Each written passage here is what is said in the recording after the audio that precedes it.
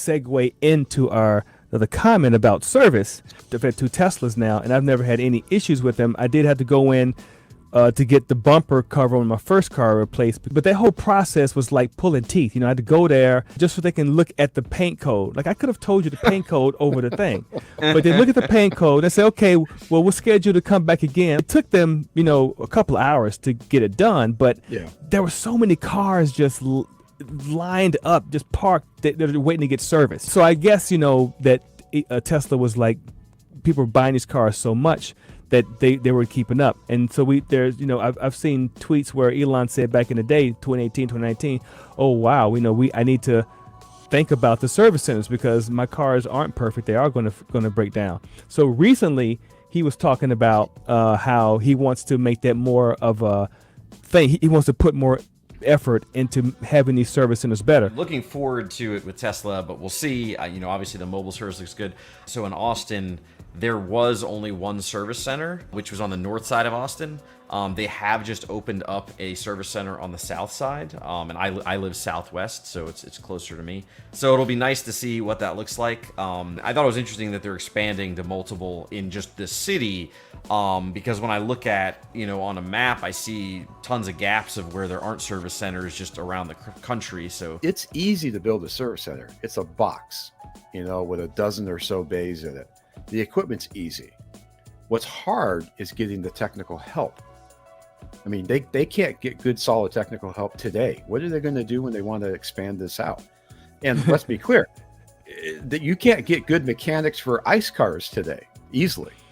Now you want to up the ante and say, oh, now you got to know, normal mechanicking, but now we're going to throw an EV into the mix with high voltage battery systems and computers and, CAN bus systems that run everything from the headlights all the way down the line.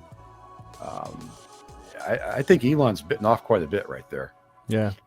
What Elon says, for those who can't see, he says, I really want Tesla to look at how we can revolutionize service and, I don't know, make it 10 times better than the rest of the industry. That was Elon's words from his mouth. Yeah.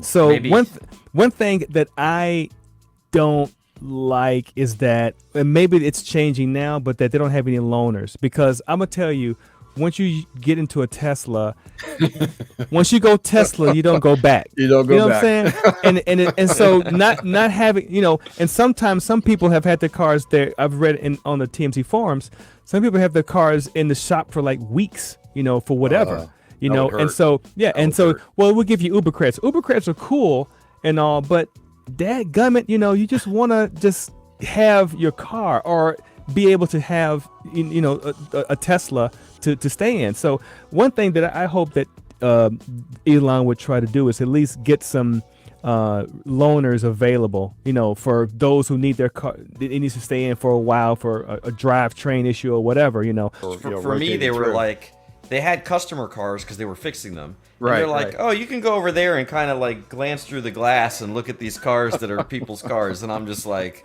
what is this nonsense?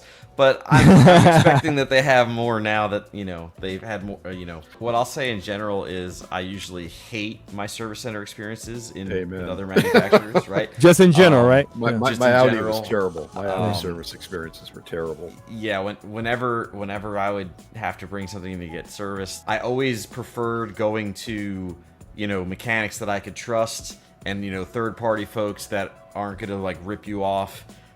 Whenever you had to do like an actual manufacturer thing due to a recall or like standard service under warranty and you go there, it's like, sure, we'll do this warranty thing and here's 500 other things that have nothing to do with your warranty that we're going to charge you an arm and a leg for.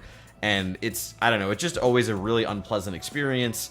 They never have a loaner car for me or something available in that sense. They want you to sit there all day or like drop it off. They're never done when they say that it's going to be done. You're waiting, multiple days. It's just, I don't know. It's always been awful in many of the companies and cars and things that I've experienced over the years.